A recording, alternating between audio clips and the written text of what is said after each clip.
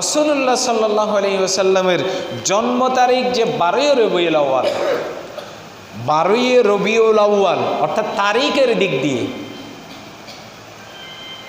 12 রবিউল আউয়াল যে তারিখ, ওই তারিখটার বিষয়ে স্পষ্ট কোনো সহিহ কোনো দলিল নাই, স্পষ্ট কোনো দলিল নাই। এটা ইতিহাসের পরিক্রমায়, এটা গবেষণামূলক তারিখ। কথা ভালো করে বুঝবেন। যদি কোনো বক্তার কাছ থেকে যদি হয়তো আপনারাও যদি শুনে থাকেন যে 12 রবিউল আউয়াল, স্পেসিফিক 12 রবিউল আউয়াল এইরকম কোনো তারিখ যদি সহিহ হাদিসের ভিত্তিতে যদি কোনো রেফারেন্স থাকে, দলিল থাকে, আমিও শিখব। কিন্তু রাসূলুল্লাহ সাল্লাল্লাহু আলাইহি ওয়াসাল্লাম কোন দিন জন্মগ্রহণ করেছে, দিনটা স্পষ্ট। দিন কোন দিন মৃত্যুবরণ করেছে এটার স্পষ্ট দলিল আছে। যেমন সহিহ মুসলিমের 2য় খণ্ডের 819 নম্বর হাদিস। আল্লাহ রাসূল সাল্লাল্লাহু আলাইহি ওয়াসাল্লামকে হযরত আবু কাতাদা রাদিয়াল্লাহু তাআলা আনহা প্রশ্ন করতেছে, ইয়া রাসূলুল্লাহ, আপনার যালিকা ইয়াউমুন উলিদাত, আপনার জন্মগ্রহণের দিনটি কখন ছিল, আপনার জন্মের দিন সম্পর্কে আপনি একটু ধারণা দেন। তখন রাসূলুল্লাহ সাল্লাল্লাহু আলাইহি ওয়াসাল্লাম বলতেছে, ইয়াউমুন উলিদাত ফীহি ওয়া ইয়াউমুন বুইসতু আও উনজিলা আলাইয়া ফী। আল্লাহর নবী বলতেছে, আমি যেই দিন জন্মগ্রহণ করেছি সেই দিন আল্লাহ আমাকে নবুয়ত দিয়েছে। যেই দিন জন্মগ্রহণ করেছি সেই দিন নবুয়ত দিয়েছে। আবার আরেক হাদিসের ভিতরে এসেছে, মুসনাদে আহমদের ভিতরে হাদিসটি 3 বার এসেছে। সমস্ত মুহাদ্দিসিন কিরাম এটাকে সহিহ হিসেবে সাব্যস্ত করেছে। আল্লাহ রাসূল ইসলাম বলেছে, উলিদান নবিয়্যু, হযরত ইবনে আব্বাস রাদিয়াল্লাহু তাআলা আনহু এই হাদিসটি বর্ণনা করেছে যে উলিদান নবিয়্যু ইয়াউমুল ইসনাইন। ইয়াউমুল ইসনাইন মানে সোমবার। রাসূলুল্লাহ সাল্লাল্লাহু আলাইহি ওয়াসাল্লাম সোমবারের দিন জন্মগ্রহণ করেছে। ওয়াস্তুনবিউ ইয়াউমুল ইসনাইনি, এবং সোমবারের দিন নবুয়ত প্রদান করা হয়েছে। ওয়া তুফিয়া ইয়াউমুল ইসনাইনি, আর সোমবারের দিনে মৃত্যুবরণ করেছে। ওয়া খারাজা মুহাজিরা মিন মক্কাতা ইলাল মদিনাতা, আর যেদিন মক্কা থেকে মদিনার হিজরতের জন্য বের হয়েছিল, মক্কা থেকে বের হওয়ার দিনটাও ছিল সোমবারের দিন। আবার যেদিন মদিনায় গিয়ে পৌঁছেছে ওই দিনের দিনটাও ছিল সোমবারের দিন। মদিনা থেকে তো হেঁটে গেছে, গোড়ায় ছড়ে লুকিয়ে গেছে, 3 দিন পর্যন্ত গারে সুরে গোপনে ছিল। মক্কা থেকে বের হয়েছে ওই যে গারে সুরের পাহাড়ে, ওখানে কয়দিন ছিল? 3 দিন 3 রাত লুকাইছিল। গারে সুর বিশাল উঁচু পাহাড়, আলহামদুলিল্লাহ ওখানে উঠছি, আল্লাহ উঠাইছে। বিশাল পাহাড়, মানে দেখলে ওই যে চিহ্নগুলো এখনো আছে, পাথরের একটা গর্ত, ছোট পাহাড় দিয়ে ঢাকা। আবার বৃষ্টির কারণে কিছু কিছু আগের মতো নাই, মানে কিছু চিহ্ন এখনো রয়ে গেছে। তো আল্লাহ সুবহানাহু ওয়া তাআলা রাসূলুল্লাহ সাল্লাল্লাহু আলাইহি ওয়াসাল্লাম যেদিন মদিনায় পৌঁছালেন আল্লাহ রাব্বুল আলামিন আল্লাহ রাসূলকে, সেই দিন ছিল সোমবারের দিন। এরপরে বলতেছে ওয়া রাফাআল হাজারুল আসওয়াদ, আর যেদিন আল্লাহ সুবহানাহু ওয়া তাআলা আসমান জান্নাত থেকে হাজারে আসওয়াদ, যেটা কাবা শরীফের কর্নারে আছে, যেখানে চুমা দেওয়ার জন্য হাজিরা যারা উমরা করতে যায় প্রত্যেকে ওখানে যে প্রতিযোগিতা হয়, চেষ্টা করে, জীবন মরণ চেষ্টা করে ওই খালো পাথরে চুমা দেওয়ার জন্য, সে পাথরটাও সোমবারের দিন আল্লাহ জান্নাত থেকে কাবাগরের ওখানে নাজিল করেছিল, পাঠিয়েছিল। তাহলে এই হাদিস থেকে আমরা পাই রাসূলুল্লাহ সাল্লাল্লাহু আলাইহি ওয়াসাল্লাম যেদিন জন্মগ্রহণ করেছে সেদিন ছিল সোমবার, যেদিন মৃত্যুবরণ করেছে সেদিন ছিল সোমবার। আবার যেদিন মক্কা থেকে মদিনায় রওনা দিয়েছে সোমবার, মদিনায় পৌঁছেছে সোমবার, ঠিক নবুয়ত লাভ করেছে সোমবার। তাহলে দিনের বিষয়ে, অর্থাৎ কোন দিন আল্লাহ রাসূল ইসলাম জন্মগ্রহণ করেছে ওই দিনটা বিষয়ে স্পষ্ট করে সহিহ দলিলের ভিত্তিতে পাওয়া যায়।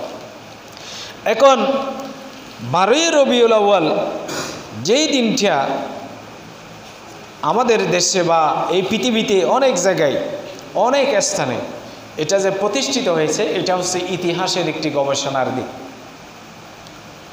ইতিহাসের গবেষণা করে ওই দিনটা নির্ধারণ করা হয়েছে। যেমন আপনার তাফসিরে সিরতে ইবনে হিশাম, রাসূল সাল্লাল্লাহু আলাইহি ওয়াসাল্লামের জীবনী গ্রন্থ, আর রাহিকুল মাকতুম, এরপরে শামায়েলে তিরমিজি। শামায়েলে তিরমিজি হচ্ছে এমন একটা বই যেখানে রাসূলুল্লাহ সাল্লাল্লাহু আলাইহি ওয়াসাল্লামের মানে জীবনের সব কিছু এই শামায়েলে তিরমিজির ভিতরে আছে। এখন এই কিতাবটা বাংলা অনুবাদ আছে, আপনারা যারা পড়তে পারেন অনলাইনে অর্ডার করে পাওয়া যায়। এটা সকাল সন্ধ্যা যদি একটাও যদি হাদিস শিখেন, ওখানে রাসূলুল্লাহ সাল্লাল্লাহু আলাইহি ওয়াসাল্লামের জীবনের সব কিছু ওখান থেকে পাবেন। তার মানে এইরকম বইটা এমনভাবে সাজানো হয়েছে, রাসূল সাল্লাল্লাহু আলাইহি ওয়াসাল্লাম কীভাবে খাওয়া দাওয়া করতেন, কিভাবে টয়লেটে যেতেন, কিভাবে ওযু করতেন, কিভাবে ঘুমাতেন, কিভাবে গোসল করতেন, কিভাবে নামাজ আদায় করতেন, অর্থাৎ রাসূলুল্লাহ সাল্লাল্লাহু আলাইহি ওয়াসাল্লামের জীবনের সব কিছু হাদিস দিয়ে, সবগুলা শামায়েলে তিরমিজি হাদিস দিয়ে এবং ছোট ছোট ব্যাখ্যা দিয়ে এমন সুন্দরভাবে সাজানো হয়েছে, এর সাথে উত্তম কিতাব কিন্তু আর কিছু হতে পারে না। ইতিহাসের যেগুলো আছে এগুলো কিন্তু, যেগুলা আপনার রাসূলুল্লাহ ইসলামের সিরত যারা লিখেছে, আল্লাহ রাসূলুল্লাহ ইসলামের জীবনী লিখতে গিয়ে এখানে কিছু ব্যক্তি বিশেষের গবেষণা ওনারা এখানে নোট করেছে। কিন্তু শামায়েলে তিরমিজির ভিতরে শুধু হাদিসগুলা দিয়ে, শুধু হাদিসের বইগুলা দিয়ে এখানে ব্যাখ্যা করা হয়েছে। খুব সুন্দরভাবে বইটা সাজানো হয়েছে। যদি সম্ভব হয় এটা অনলাইনে অর্ডার করলে আপনাকে একেবারে বাসায় পৌঁছাই দিবে, এবং খুব চমৎকার একটি বই। রাসূল সাল্লাল্লাহু আলাইহি ওয়াসাল্লামের জীবনী জানার জন্য এর চাইতে উত্তম কোনো আর বই নেই, বই আছে বলে আমি মনে করি না। এত চমৎকার একটি বই, আমরা প্রত্যেকে এটা কেনার চেষ্টা করব। তো এখন রাসূলুল্লাহ সাল্লাল্লাহু আলাইহি ওয়াসাল্লামের আমরা যে 12ই রবিউল আউয়াল যে দিবসটা পালন করি, এখন এই দিবসটা ইতিহাসের গবেষণা করে এটা বের করা হয়েছে। আর রাহিকুল মাকতুম, সিরাতে ইবনে হিশাম, এই দুইটা কিতাবের ভিতরে 12ই রবিউল আউয়াল হয়েছে এটার কোনো, ওনারা যিনি লিখেছেন আল্লামা শফিউর রহমান মুবারকপুরি এবং ইবনে হিশাম রাহিমাহুল্লাহ আলাইহি, উনি রাসূল সাল্লাল্লাহু আলাইহি ওয়াসাল্লামের যে 12ই রবিউল আউয়ালের তারিখটার বিষয়ে উনি স্পষ্ট কোনো দলিল উপস্থাপন করতে পারেনি। বলছে এটা হচ্ছে গবেষণার একটি বিষয়, এটা আগের ইতিহাসবিদ যারা আছে তারা গবেষণা করে এটা 12ই রবিউল আউয়াল। কেউ বলেছে সফর মাসের একেবারে 28 তারিখ বলেছে, আর কেউ রবিউল আউয়াল মাসের 21 তারিখ বলেছে, কেউ 14 তারিখ বলেছে। অর্থাৎ রাসূলুল্লাহ ইসলামের জন্মের তারিখটা নিয়ে, দিন না, দিনের বিষয়ে স্পষ্ট হাদিস আছে যেটা পড়ছে আপনাদের সামনে, কিন্তু তারিখটা নিয়ে গবেষণা আছে। তো তারিখটা নিয়ে গবেষণার কারণে তারিখটা ভিন্ন কেন হয়েছে, এটা যদি আমরা একেবারে সুস্থ মস্তিষ্কে একটু যদি চিন্তা করি, সামান্য এই কথাগুলা বারবার বলা হয়, আমি প্রতি বছরে বলার চেষ্টা করি। যেমন ধরেন যে 12ই রবিউল আউয়াল হিজরি সন, রাসূল সাল্লাল্লাহু আলাইহি ওয়াসাল্লাম এই যে হিজরি সন গণনা করে, বর্তমানে 1447 হিজরি, আজকে রবিউল আউয়াল মাস চলতেছে, প্রথম জুমা, 1447 হিজরি সনের রবিউল আউয়াল মাসের প্রথম জুমা। এই হিজরি সনটা চালু হয়েছে হযরত ওমর রাদিয়াল্লাহু তাআলা আনহুর জামানাতে। কার জামানাতে বলেন তো? হযরত ওমর রাদিয়াল্লাহু তাআলা আনহুর জামানাতে। তাহলে রাসূল সাল্লাল্লাহু আলাইহি ওয়াসাল্লামের জামানাতে এরকম হিজরি সন লিখা ছিল না, গণনা ছিল না, মাসগুলো ছিল কিন্তু কোনো হিসাব কিতাব ছিল না।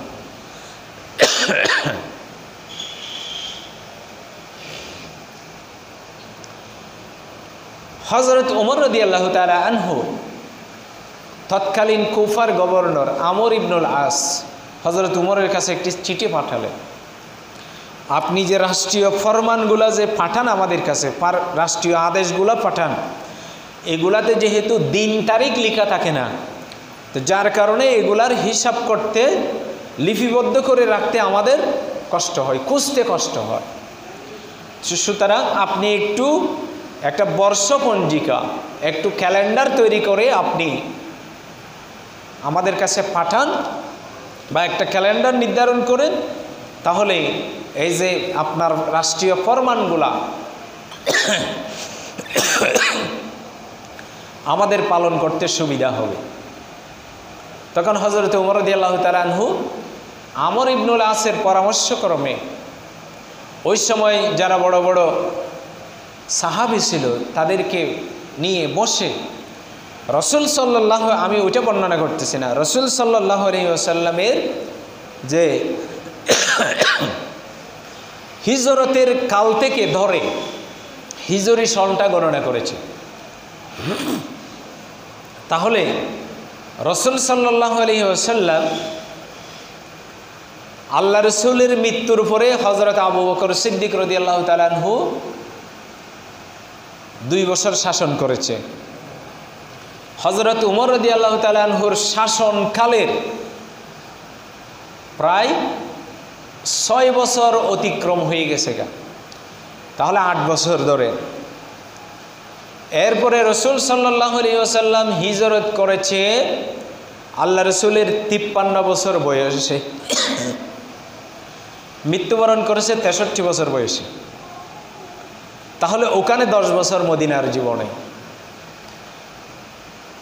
তাহলে হযরত উমর, হযরত আবু বকর রাদিয়াল্লাহু তাআলা আনহুমা এবং রাসূল সাল্লাল্লাহু আলাইহি ওয়াসাল্লামের মদিনার জীবনের 10 বছর, তাহলে মোট 18 বছর পরে এসে ক্যালেন্ডার করতেছে, হিজরি সাল গণনা করতেছে। এখন যদি আপনারা যদি বলে বা আপনাদের সবাইকে যদি বলে আজ থেকে 18 বছর পূর্বে একটা তারিখ নির্ধারণ করো, 18 বছর আগের, যে 18 বছর আগে একটা ঘটনা ঘটেছিল এটার একটা তারিখ নির্ধারণ করো, সবাই মিলে গবেষণা করতে। গবেষণা করে যখন বের হবে একজন একটা একটা বলবে না, মানে 18 বছর পূর্বের, কিন্তু তারিখটা কারো মনে নাই, বলতেছে তারিখটা সবাই একটু বের করি আমরা, মানে ঘটনা ঘটে গেছে 18 বছর আগে, এখন নির্ধারণ করতেছি। আরও মজার বিষয় হচ্ছে আমরা তো রাসূল ইসলামের যেহেতু হিজরি সন হয়েছে যখন ক্যালেন্ডার বানাইতেছে, রাসূল ইসলামের মক্কা থেকে মদিনায় 53 বছর বয়সে হিজরত করছে, তাহলে রাসূল ইসলামের মদিনা জীবনের 10 বছর এবং আবু বকর সিদ্দিক এবং হযরত ওমরের শাসনকালের 8 বছর দুইজনের, তাহলে 18 বছর পেছনে হিজরি সন নির্ধারণ করেছে। এখন আপনাকে রাসূলুল্লাহ সাল্লাল্লাহু আলাইহি ওয়াসাল্লামের জন্ম তারিখ যদি খুঁজতে হয় তাহলে আরও 53 বছরের সামনে আগাইতে হবে। এখন 53-র সাথে 18 যোগ করলে কত হয় বলেন না? 71 বছর। তার মানে আল্লাহ রাসূল ইসলামের জন্ম তারিখটা নির্ধারণ করতে গেলে আপনাকে আরও 71 বছর পিছনে যাইতে হবে। এটা কি 12 তারিখ ছিল, নাকি এটা 28 তারিখ ছিল, নাকি সফর মাস ছিল, নাকি রবিউল আউয়াল মাস ছিল, কোন মাস ছিল? এটা হচ্ছে ইতিহাসবিদেরা গবেষণা করে 12 রবিউল আউয়াল বের করেছে। তা আমি অনুরোধ করব, আগে থেকে যেটা রসম চালু আছে যে আমরা আগে থেকে করছি, আগে থেকে সারা জীবন একটা কাজ করছি, এটা আজকে বুঝলাম যে ভুল, তাহলে আমি আগে যা করছি ওইটার জন্য কি আফসোস করব? তাহলে আগে যা করছি এটা কি ভুল করব? তা আমাদের কিছু ভাইয়েরা, কিছু ব্যক্তিরা এই কথাগুলো বলে যে আমাদের পূর্বপুরুষেরা কি ভুল করছে। আসলে এই ডায়লগগুলো হচ্ছে মক্কার কাফেরদের।